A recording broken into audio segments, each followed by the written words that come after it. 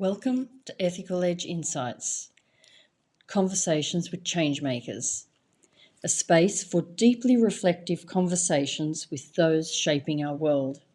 Here we explore their journeys, their greatest challenges, their most significant contributions to date, the contributions they seek to make, and how ethics have shown up along the way. Join us as we uncover the stories that shape our shared future. Welcome, Carrie. I'm so glad you're here. Thank you. We haven't had that much to do with each other, but the times I have has been with the forum, with the conference, and but my strongest memory was last year's conference where you closed off the second day and surprised the hell out of me with holding this space. And I just went, how comforting is that? So I have this very strong memory of comfort when I meet up with you. So I'm already feeling quite comfy. I love that. That's my intention with every conversation, Wendy-Ann. So it's great to know that that's being received.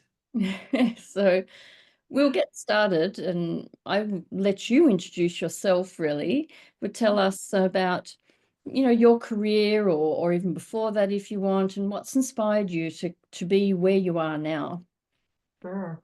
Well, like many people, I've lived my life in different chapters, right? So I went to college to become a professional musician, and I did that. I played in an orchestra in Cape Town, South Africa for about 10 years, and then another orchestra in Israel, and then came home. I'm an American, so came home to the Los Angeles area and suddenly decided that career was behind me and what was going to be next. And I've always been fascinated with people and what motivates them to do what they do and think the way they think and feel the way they feel.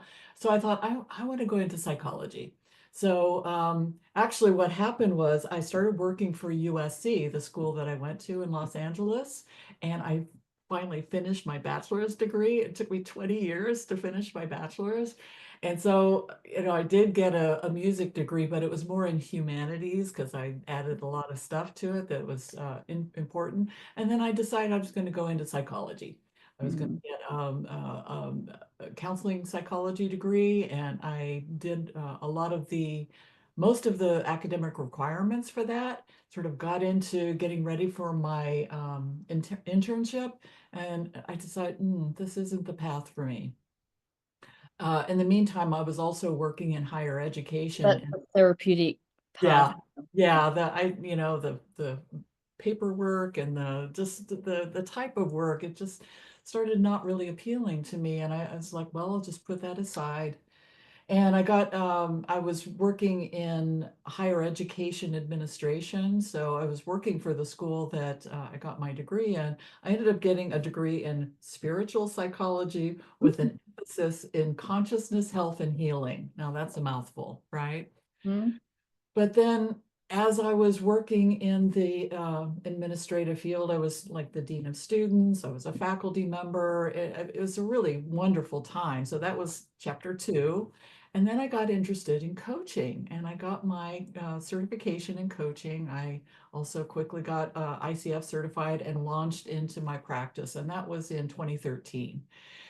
And because of this answers the what inspired me to take this path, because I had the psychological training and an interest and ability to just sit with people going through difficult things. And I lost my mom at the same time I was going through the coaching certification program. She died suddenly. And so I was grieving, unexpected grief. And that sort of pointed me into getting a specialization in grief coaching.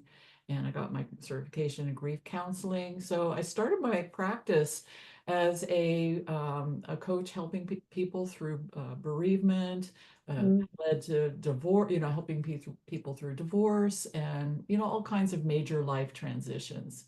So I still do that to this day, But I've shifted it a bit, and I call myself now a spiritual resilience coach. So Mhm. it's really helping people, who are going through major life changes to tap into their true resilience, their capability, their creativity, their resourcefulness, their wholeness, what we learn in coach training. I And love that you mentioned tap into their resilience, yes, because often we speak about building resilience or creating it. And I just not long had a one of these change makers conversations with Hank, and I cannot say it. I won't try and say his surname right now.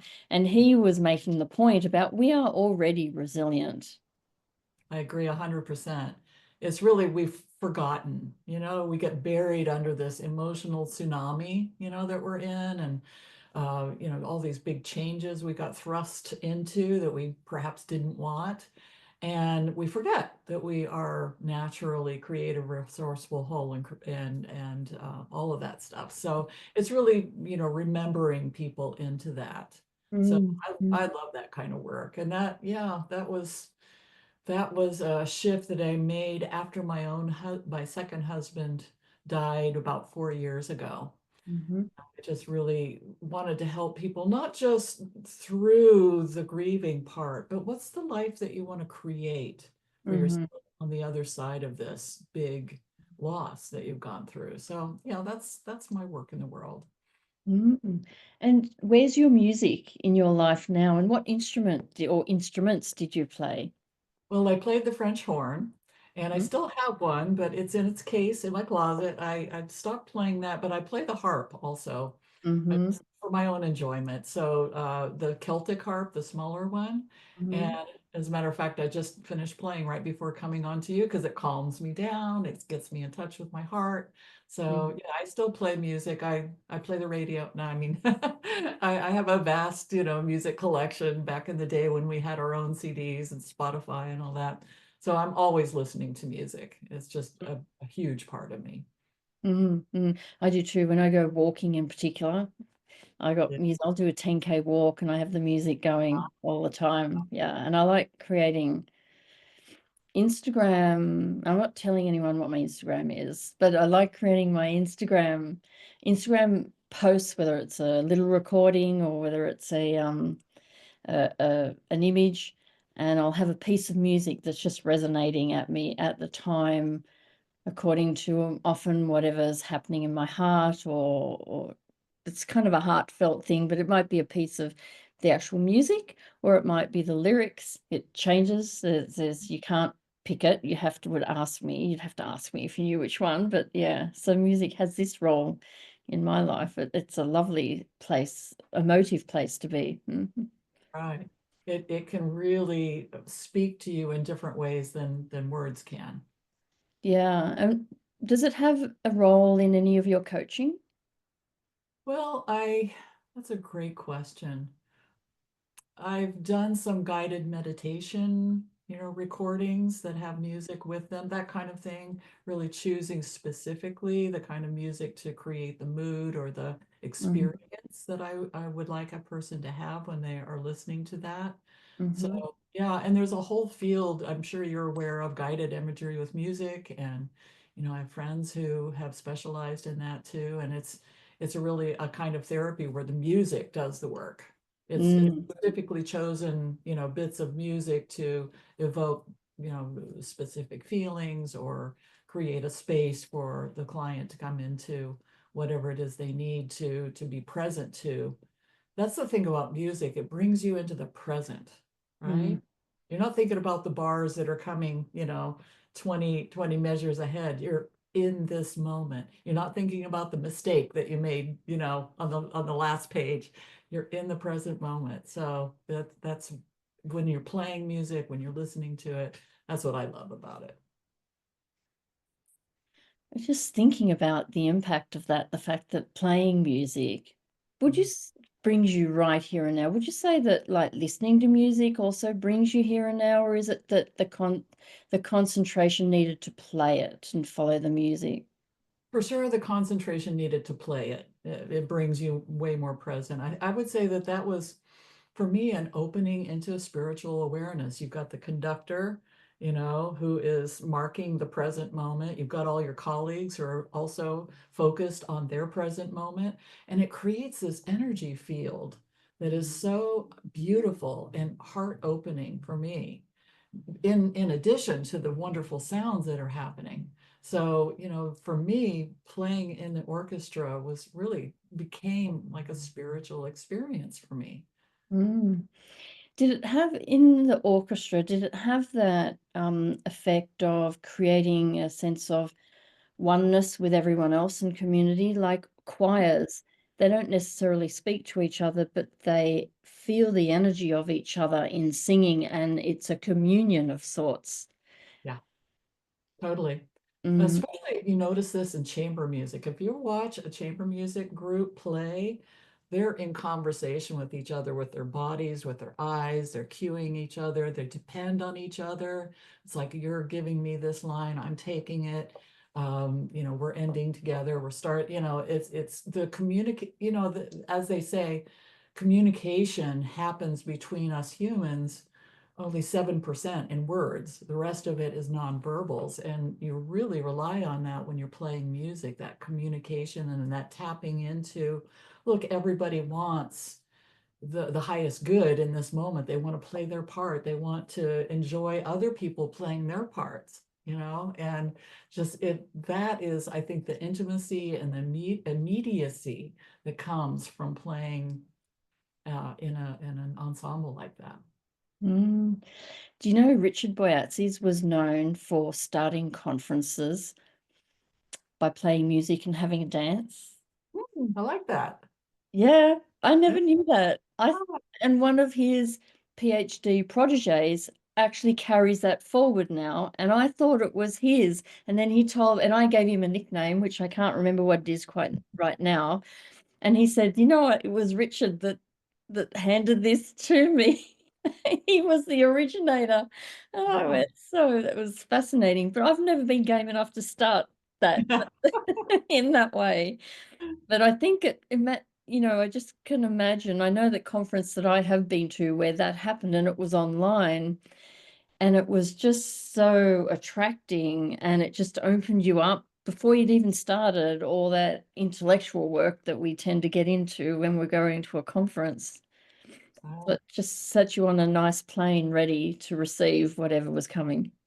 That's really smart. Yeah, it's like in programs that I've done, choosing the music, like the what we call the sit down music. This is letting everybody know we're starting. Choosing these music elements of the program it's fun for me because then I get to go do some research and find a new song by the Killers that I didn't know about. Um, So we went back to music and we come back to present day that you're in coaching, you've been doing grief coaching, but you've been doing a lot more professionally than just the coaching. Would you like to share more of your story? Well, I would. One of the volunteer things that I do is, and it really is a heart filled experience for me, is I am a volunteer with the ICF in the ethics area. So I'm the chair of the Independent Review Board. And what we are is we're a group of 23 coaches from all over the world. We've been appointed to this board to hear and investigate and adjudicate complaints that are lodged with the ICF against professional ICF professionals, coaches, trainers, all that kind of stuff. So it's really heartfelt work. I love it. We talk about, what is it that has us do this very intensive and sometimes very confrontive, work of looking at people's behaviors and it's really love, that holds us all together. We love the work, we love each other. We joke that we're a big dysfunctional family or maybe a more functional family, but we just enjoy it, and we all have this passion for ethics. And that's one of the things that we have in common, despite our cultural differences and our time zone differences. And some people are coming into the meeting at 11 at night, and I'm there at 6 a.m. So it's just the diversity is really also a lot of fun to be with the people who are in the group. So yeah, to be a leader of this group, I feel is such a privilege. So yeah, I've been on the IRB since 2019, and then I was appointed to the chair at the end of 2023. And how long does that tenure go for? The IRB is a little different from many of the other volunteer positions in that because it takes time to train IRB members and to season us and to get that experience, Mm-hmm. we don't have a mandatory roll off. So Mm-hmm. some people have been on this IRB for 15, 18 years. And you can think about just the wealth of knowledge and wisdom that they have attained. And also, again, these are people who are passionate about ethics. So many of them serve in other capacities, like if a chapter wants a presentation on ethics, or if there's a mediated conversation. Sometimes we get into that with volunteers and chapters. Also, uh, many of us have been involved in this last code review, the Code of Ethics, where we reviewed and revised the Code of Ethics, which is something I'll probably talk about later because it's something I'm very proud of. And I'm just wondering about the length of time that people stay in those kind of roles. Mhm. And while they've acquired a whole bunch of knowledge, I wonder if they have e- also expanded their views of what ethics is. Totally. Because I'm wondering how many of those people on that board have attended the Coaching Ethics Forum and experienced the expansion that happens there. Yeah, You have to answer that. I'm just reflecting it out there. many people have attended that. And you're raising a really important point because it goes beyond simple compliance, right? Of did what the coach did or didn't do. Was it a breach of the code of ethics? It's very seldom a black and white kind of thing that we're dealing with. There's so much gray, and it's ethical maturity really that comes into play. Where you know, I noticed when we've onboarded new members, no, it's not the same for everyone, but many who are even perhaps younger coaches or earlier in their careers. And we've had people who have backgrounds as attorneys, as HR professionals. So they also bring that mindset into their work as well. So I've just noticed that, the people who are the most successful at this work are the ones who expand into, Mhm. look, we're not the morals police, we're not the ethics police, we're not here to make anybody wrong or shame or punitive. That's not our task. Our task is really to look at the facts, to help the coach if there was a breach to understand their blind side. It's like coaches and people, they don't set out to do harm. Nobody does. Mm, But mm, we all have blind spots. We have areas in our thinking and our perceiving that we don't see. And then there's an opportunity for once it's been seen, what are you going to do about that? What would you like to learn about that to bring more your practice more into ethical maturity? I like that word. I wonder why. Moving towards it, not ever really achieving it. That's the idea. Exactly. Do we Right. ever grow up, right? Yeah, I hope not. I like being a naive, childlike person that's lived a little bit along the way. Yeah, yeah. What are some of the um,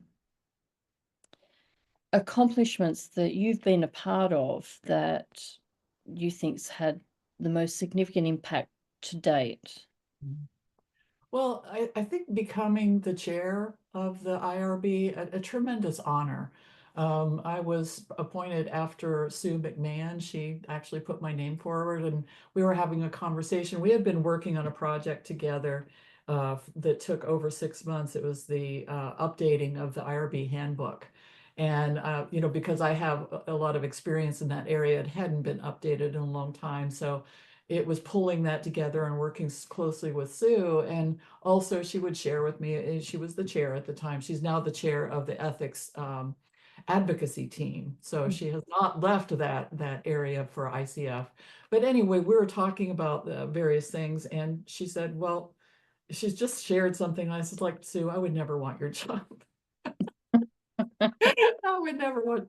And then like later on, and she says, I'm thinking about succession, and I'd like you to consider taking on the chair. And I was just like, wow, these are big shoes to fill, because Sue had been involved with the IRB for like 20 years, 17 Wow.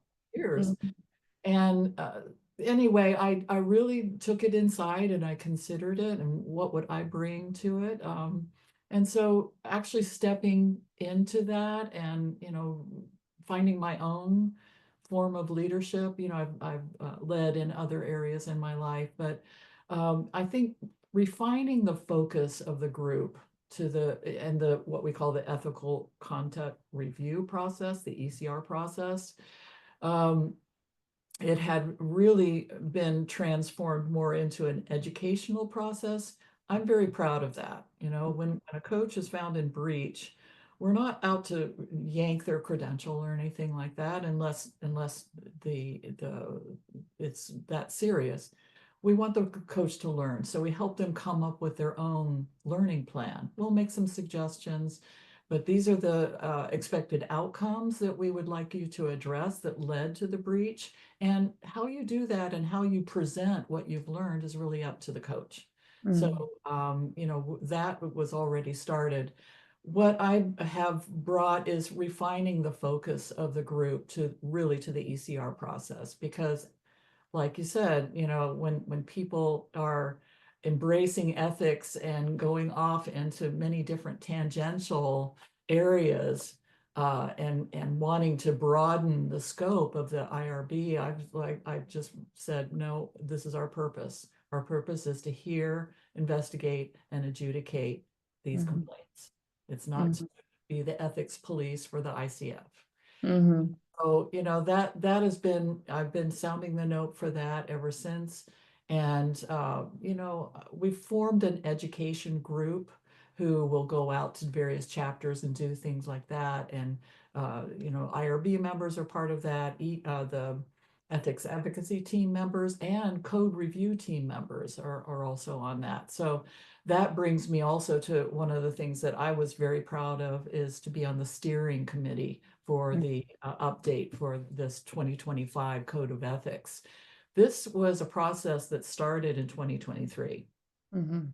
And myself, Sue McMahon, who I mentioned, and Gurkhan Sarajev, I always, his name is tough, but long-term members, Gurkhan was the one who led the last code review, so very experienced, and Sue was also a member of that. So I joined them, and we really shepherded the process through getting interviews. We interviewed you. I don't know if you remember that.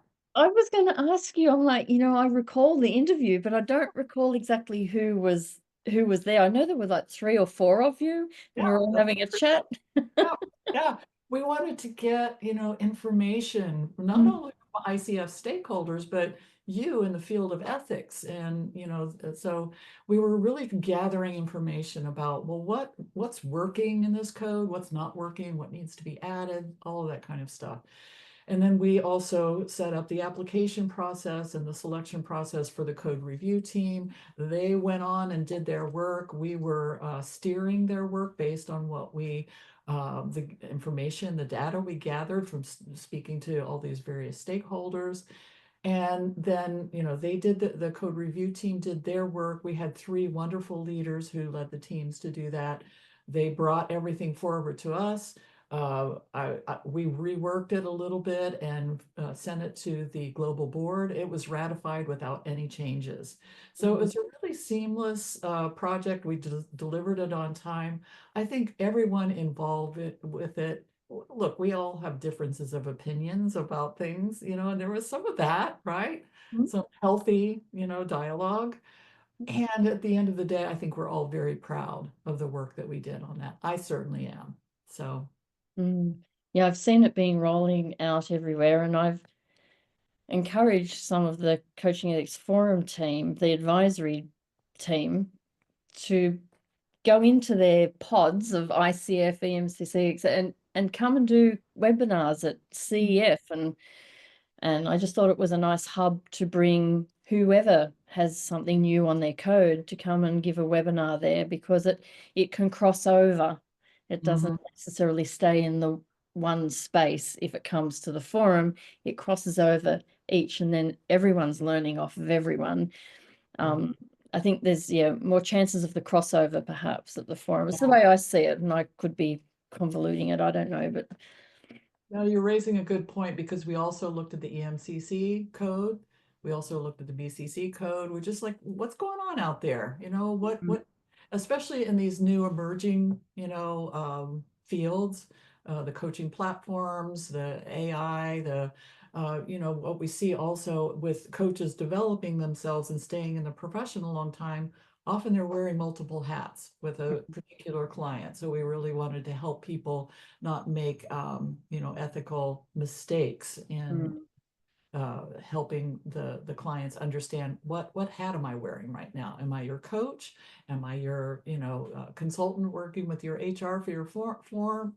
So those are the fun things that we wrestled with. So yeah. yeah, and that's a real consideration about what hat we're wearing. I've had a changemaker conversation with Tony Russell, who was now an executive coach for many years, but prior to that, he was the head of learning and development. I probably have the title wrong, but he was the global head for L'Oreal. And so when he steps into his coaching, that there is an expectation sometimes that he will consult, and he's had to really wind himself Mhm. back to learn to just sit and be present, and to really know when he's switching so as he can contract on it. And he Yeah. spoke about that in the conversation, that the challenge of doing that. So I hope people appreciate his honesty there. We have overlap with people who, are psychologists or therapists and move into coaching as well. It's like, am I doing therapy with my client now, or am I doing coaching? And it's important for the client to understand and know where you're coming from. Do you want the therapist hat or do you want the coaching hat? Because Yeah. blend that sometimes can create confusion for the client and then, sometimes harm. So, Mm. And that's a real tension. Like, I've walked that tension myself during my internship as a psychologist, and I was already coaching because I'd already done my training at the University of Sydney, and so I found that I always felt like I had a coaching presence, and I always had this sense of um, the responsibility is theirs, no matter how unwell they were, unless they were tipping over where it just clearly it wasn't, they had no sense of responsibility. They just couldn't. They were so psychologically fragile, they couldn't. They, needed psychiatric help. So that tension for me was always there in those circumstances. But I found that as people became more well and they became stronger in their decision making, that I would switch more into mhm. much more of I felt the difference in myself, so I had to start articulating it. So it's a real it's a real challenge when you're doing both. Right. Mhm. I really get it. Yeah. Yeah. And there are issues around that as well, because you wouldn't want to be in a coaching mode and think that you could stay there, and yet you could be with someone who's okay to be coached, and then Mhm. all of a sudden for a bit increasingly maybe they're not okay to be coached. Right, Just because they arrive doesn't mean they're going to stay that way in the right. way that they're coachable. Mhm. And so we have to, even as coaches, become aware of that shift and know, is this really where I'm meant to be right now? Am I really the person that is fit for this particular assignment or this particular relationship? And what am I going to do about it? And to your point, to constantly be asking yourself that question, because like you said, the lives of your clients can change. It could Mm-hmm. be, oh, we're talking about their performance and these kinds of things. And then all of a sudden, oh, I'm getting divorced, by the way. And Exactly. yeah. Exactly. Or you Mm. get hit with a sudden dose of grief, or Yes. Yeah. you just don't know what's going to happen. Right. So outside of your ICF role, um, what else do you think that you've had an impact with in the professional space? Mhm. Hmm. That's a really great question. One of the things that, because coaching individuals is one thing, I do a lot of group work as well, and most of my group work is pro bono. So I hold a divorce group, I Mm-hmm. do grief groups. A lot of that is just part of my I have a big volunteer and service kind of history as part Mm-hmm. of my upbringing, as part of my training. Uh, I've been there's a organization that's called CASA in some states and Guardian ad litem in other states where you're volunteering to be the voice for children who have been removed from their homes because their parents are unable to care for them. Mm-hmm. Done that work for quite some time, and I really love doing it. They would always assign to me the kids who are in sort of the teen and starting to age out of the program. So anywhere from 14 to 18. So I would work with those kids who had some significant trauma because of their familial alliances. You can have parents who are not functioning very well according to what the state says and be taken from those parents, but you still love those parents. Mm-hmm. You still, some of the older kids also who had siblings, they were acting as de facto parents. So when the families are split up and all of a sudden the babies go over here and they were really just struggling with, what is my role in society? Can I just be, a kid? Can I? And Mm-hmm. so anyway, I'm getting off on a tangent, but doing that kind of work, and I did hospice work for a long time as well. So service work, I would just say, is one of the areas that for me, it's just to have an impact on one person. That's enough. I'm not one of those people who wants to get out on a soapbox and talk to thousands and thousands of people. I just want to be with one person and help them know their preciousness. Mm-hmm. Mm-hmm. That's really lovely. And I like the idea about working with youngsters. I mean, I was there myself at one point when I was in Australia early in my career, and you're talking about kids who are experiencing traumas. That I was being a support person for adolescents who were having to go to court and didn't have an adult to support them. So I would be the one of many, but I would be an adult who would support them, sit with them as they sat with their lawyer and had to discuss things, sit with them in court if need be. And then Yeah, at least they had an adult presence with them that knew that that was someone who they didn't even know because they just arrived to court and you get assigned. And the next minute they have an adult they don't even know yeah, be with them, but at least it was someone rather than yeah. no one.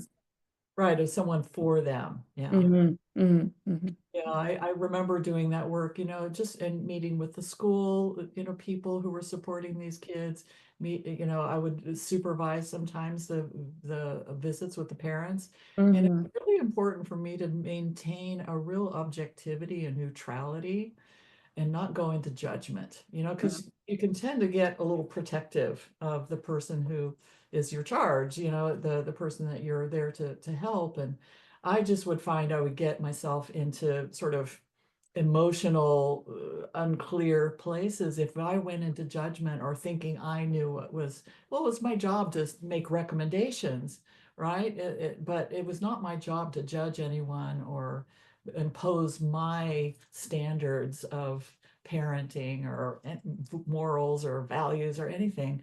So it really taught me, I think, I didn't even really realize this or make this connection, Wendy-Ann, but that again, even parents who are failing in that system, sometimes they are really just doing the best that they know how to do, because Mm-hmm. they haven't been showed a better way. And that's way more a punitive area because there are issues that need to be handled as far as making sure your kids are safe and making sure your kids are that they're not neglected or abused in any way. That's very different. But I think just maintaining that sort of neutral standpoint of this is just another human being in front of me who's trying to make their way in this world. And yeah, they're making some big mistakes and they're paying the price for that. Yeah. Well, I think you're an extraordinarily compassionate person because I actually worked with young children for a very little while and knew it wasn't for me. Mm, I had trouble. I wanted to protect the child when I knew there was stuff going on and I'd have to make a report. And knowing that I was then having them walk out of the room straight into the place that I've had to make a report on was I couldn't do it. I was out of there very quick. I'm like, this is going to actually destroy me yeah. and I won't be good for anyone. So great that you know your limits. I can handle this. I can't handle that. That's interesting. Yeah. But I have enormous respect for those who are able to be in that space because it is extraordinarily difficult. Well, and I learned a lot from those kids as well, because Mm, look, these are survivors, these kids. mm. I can think about 4 or 5 of them who, in my early days, just manipulated the crap out of me. Yep. They played me like a violin. It was really fun, and then I would just like wake up and go, wow, we're really good at surviving this. Yeah, we won't be doing that. They are showing me this resilient, side of you. It's helped you, survive. So, Yeah, well, you know what? That leads me straight into the next question. It is about ethics and decision making. okay. And if you have an example of that, so I want to know how it plays out and just give us an example. Yeah. This is an extremely important, I think, point for people who have overlap, like you were talking about, of maybe, some psychological training or even, certification as a therapist or whatever. For me, there's a lot of overlap sometimes with grief coaching. It can start to stray into therapeutic territory unless Mhm, I'm careful, and I made the decision I'm not acting as a therapist with my clients. I don't have that training. That's mhm, outside the scope of my practice. And I am mindful of that very much. And I really learned this lesson with a particular client when I was early on in my practice, and I accepted her as a client, where inside of me all the red flags were up, where I don't think that I'm the right person for this particular woman. And sure enough, I accepted her as a client and she started to decompensate pretty badly. And mhm, the emotional dysregulation to the point where, she would call me. And this is the thing about, coaching is like, yes, you can do spot coaching, but we're not handling crises. And she would call me, I had a few glasses of wine, and she's like, I just don't want to be here anymore. And I'd have to do a suicide assessment. And it's like, okay, all right, this was a mistake. I should have referred this person immediately to the kind of help that she needed. And I did do that. And I actually kind of walked her basically to a friend of mine who is a very, skilled and experienced therapist. And, I made the connection. I made sure that she went to her.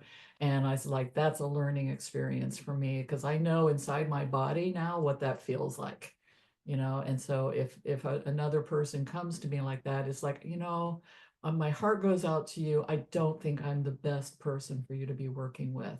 I really strongly, encourage you to go see a mental health professional because what you're talking about is pretty serious, and I want you to get the help you deserve. So yeah, that was a challenge to learn that in such a well, that's how we learn, isn't it? Yeah, you mentioned red flags, and then you also mentioned another time that you feel it in your body. Can you Yeah. tell us what was that was going on? The flag for me was, and this is another thing in my intake, if someone is, having addiction issues, and that can come up for sure in grief, because there's been studies, there's been a lot of research done that unresolved grief can lead to addictive behaviors. So we'll just leave that right there. But I didn't really assess correctly for that, and so when she would show up and I could tell, okay, we've got perhaps a substance abuse issue. So, and I could, because of my experience with her, and I paid attention to what it felt like when that comes towards me again, it's like, oh, pay attention. It's not like a automatic no. It's like, Carrie, ask this question. Are you Mhm. seeing a therapist? Because I'll often work with people who are concurrently seeing a therapist. That's fine, right? It's like, go see your therapist for this. Yep. But the main thing was I learned so much from that because I started to pay attention. What did that feel like in my body when I was with her? And Mm. what did it feel like when I made the decision to accept her as a client? What was going on inside of me? What was I overriding because I wanted to help, right? Mm. Mhm. So a slightly different question, and that is when you've been faced with a difficult decision to make and you acted on it, may or may not have been the outcome you thought, may have been one that you perhaps would have preferred not to be. Um, but can you describe a time when that's happened and the scenario around it, and keeping confidentiality, of course? Of course, yeah. Eh, what comes to mind is the work with the IRB, because sometimes the decisions, well, just to also explain a little bit about the process, we as the leadership team, there's three of us. I'm the chair and I have two vice chairs. Mhm. And we're not involved so much in the decision that the process is we have an initial review. That's the leadership team plus two more members. We decide whether we're going to take in the case, right? Does it have merit? Does it meet all of the criteria? Then it goes to investigation. A two-person team investigates. They make a final report, which goes to a final review panel. They Mm. make the determination about breach, no breach, what are the sanctions that would be appropriate for this. So anyway, we're not involved as the leadership team in the decision that gets made. So Mhm. think about it, the number of people who actually the checks and balances to make sure that this is a fair and impartial decision. And there have been some times when the decision reached by the final review panel is maybe not the one I would have done, you know? Mm. There often can be difficulties when the decision is relayed to the coach, and the coach, sometimes just doesn't accept it. Mm. They just said, they want to argue with us, they want to, and so it comes back to we have a process called reconsideration. So the coach can go, I want you to reconsider this. And the only way that we will reconsider a case is if A, there was evidence that was not available to us at the time that can be brought in now, or if evidence that the coach brought in was overlooked, Mm, completely overlooked. That mm, doesn't happen very often, but in one case it was. So mm, it's like it went all the way back to the investigation where they missed a crucial piece of evidence mm, and to overturn one of the standards that was found to be in breach. mm, That, you know, and also, like I mentioned, the other case where it was clearly a breach, mm, everybody agreed, and the coach was like, nope, I'm not doing this. mm, You know, that meant a revocation or a suspension of their credential because, you know, you've made a pledge as an ICO professional to honor and the code of ethics and to participate in the ECR process if called into it. mm. So, you know, those are difficult decisions because, look, it's like I said, it's not black and white. Often there's so much gray into it, and we're talking about the life and livelihood of coaches. So we take these things seriously. Yeah. Yeah, Hmm. I've lost sleep over some of these. So Yeah. And is it difficult to send it back to the reviewers to review it again? not if we feel that there's warrants, you know, it's like we're human. We all Hmm.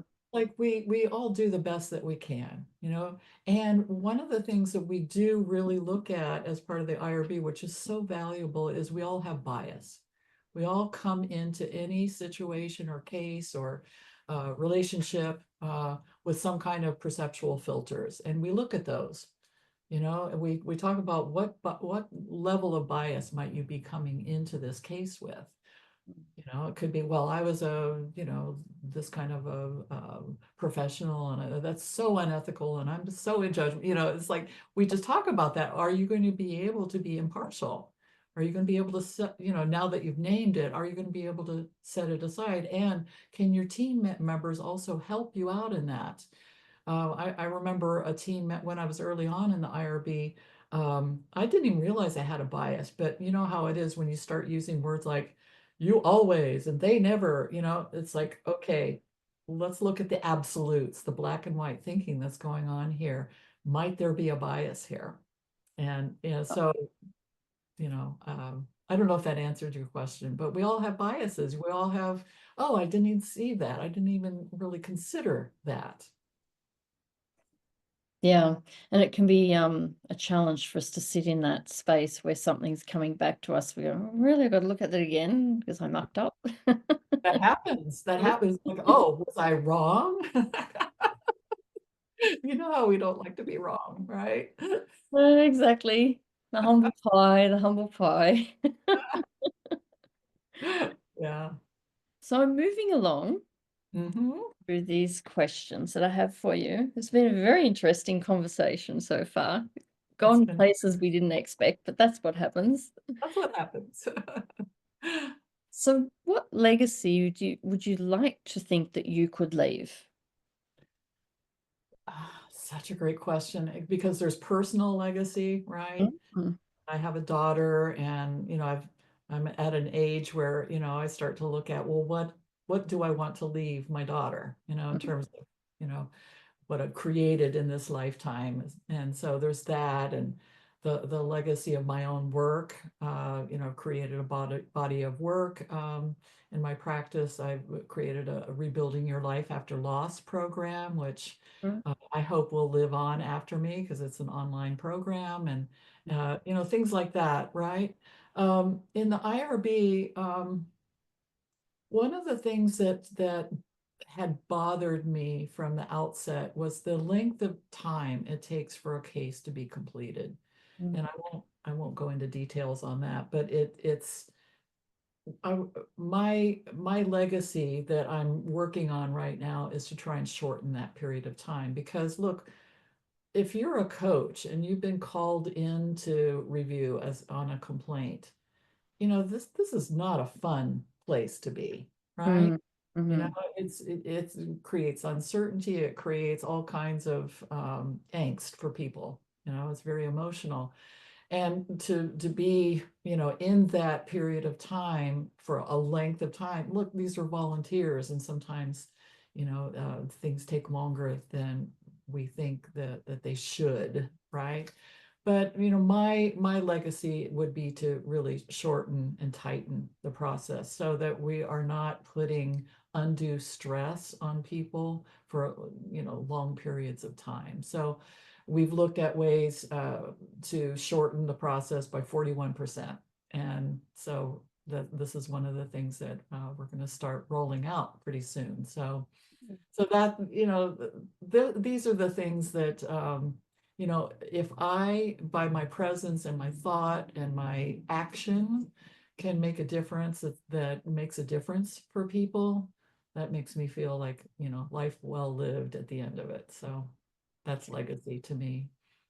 You know, I have this feeling, this sense of your trauma work informing that desire to shorten the length. Yeah, thank you for that. I hadn't really put that together, but nobody wants to go through trauma.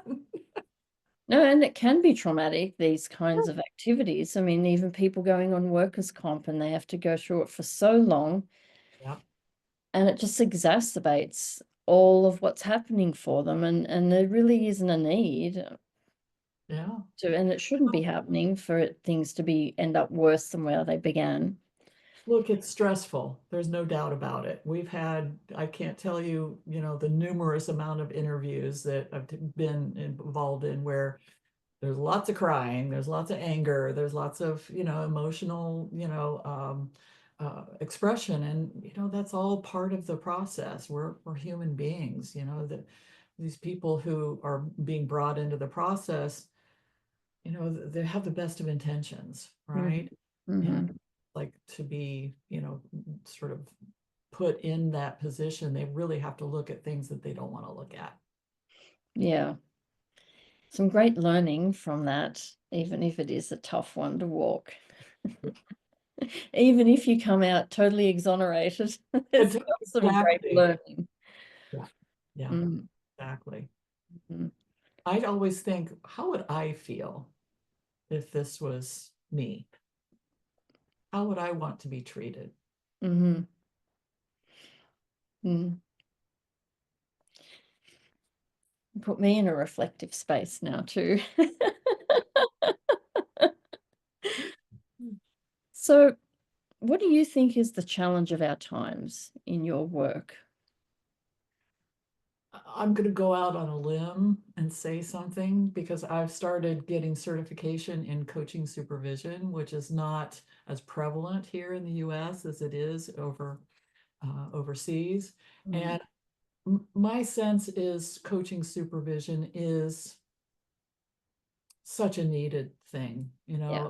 for coaches to have a place, especially, in what I'm looking at. A lot of times when we create a learning plan, we suggest supervision, Mm. coach, because it's a place for them to talk about the work and Mm. also how am I being as I'm doing my work. Mm. And that's very different from mentoring. Mentor coaching is part of the ICF process for sure. I'm a mentor coach and, I understand, the importance of that role, but I believe that the importance of a supervision role is also emerging. Um, Especially, if you think of the supervision as, both, formative, normative, and restorative. Mhm. The formative part is, one thing, the educational part of how do you handle this. The normative, that's where the ethics come in. What is ethical, and it's a big part of supervision, where, if a supervisor is talking with their supervisee, the coach for a client, and they sense there's an ethical, issue, it's going to come up, in service to the coach learning. And then there's the restorative where, support and creating a safe space for, the coach supervisee to have their feelings about what's going on. So I just do feel pretty strongly that coaching supervision, I don't think the ICF has really embraced that as any kind of requirement. And I don't know that they're going to. I've talked with various stakeholders, in the ICF staff and said, just my opinion, my humble opinion, it's like, yes, you can get some CCEs for it, especially, but I would like to see it become more recognized as a really, uh, some some guardrails for coaches. Yeah, yeah, The, I the, agree with the you. Yeah. And, Be a great I privilege. and it's like strongly, I'm getting coached or I'm getting trained in coaching supervision because I am going to add that to my practice. Fabulous. Very good. And great. And you're over in the US as well. Yes, you're leading the charge. Well, there are people leading the charge here and they're doing really great work. So I just want to join in with that. Yeah, wonderful. Yeah. What else do you think's kind of sitting as the challenge of the day? Well, I think what people are talking about in terms, I don't coach for coaching platforms, but so many of my colleagues do. And, Mhm. the angst that they talk about, of, confidentiality of, who owns the contract, who owns the client, all that kind of stuff. It's just something I think it's emerging and the agreements are being formulated around all of this. And it's going to be front and center, I think, for some time because it's kind of like Uber, how did Uber get formed? From a need, and these coaching platforms, they got formed from some kind of a need for people to have access to affordable and coaching that they can find easily and things like that. So I myself am not really interested in working for a coaching platform, but many coaches are because it bridges that gap between, well, I'm not good at finding clients, so let me just coach the clients I'm given. We're primed for some ethical cases coming our way in all of that Yeah. territory. Yeah, I imagine so. It'd be interesting to know what the numbers are because those platforms have been around for a couple few years now, and be interesting. I guess who would be making the reporting then? Perhaps the Well, client, or do you think the client? exactly. It's hard. It's so confusing. Like who's we know who the client is, but who's this the stakeholder? And I want to just also say that Joel DiGiorello, I always screw up his name, at the ICF has done some really amazing work with great people in leadership in these coaching platforms where they've come up with a code of conduct and they've really put their best foot forward to try and protect the public and protect the coaching profession. And so I'm not saying that this is like everybody's like, oh, this is the Wild West of no, people are looking at the decisions that need to be made. So it's not like crazy town over there. There are Yeah. good people really thinking deeply about this, and many of the coaching platforms are really partnering with that. So I'm not saying, good, bad, right, wrong. I'm just saying it's an emerging area. So there's going to be messiness. Yeah. Yeah. Yeah, Yeah. yeah, Interesting. It will be because they're bringing up different codes specifically for AI as well. And in fact, I've just finished writing a chapter on a different kind of take in relation to AI and coaching. So I'm looking forward to that coming out, see what people have to say about that. And it fabulous. has all ethical implications all through it. So yeah, it's an interesting chapter. Looking But forward to that. Yeah. I don't know the name of the book that it's going to be in. I know I was asked to author it, and I'm like, yeah, sure, let's do that. When's it due? Hey, and I went, really? That's like a week and a half away. Oh It's yeah. Wow. a week Okay. at it for a week. It's pretty intense, but it's written, it's done. So there we Well, go. Godspeed on that. Yes. Yeah, that was pretty intense. So I'm happy it's done.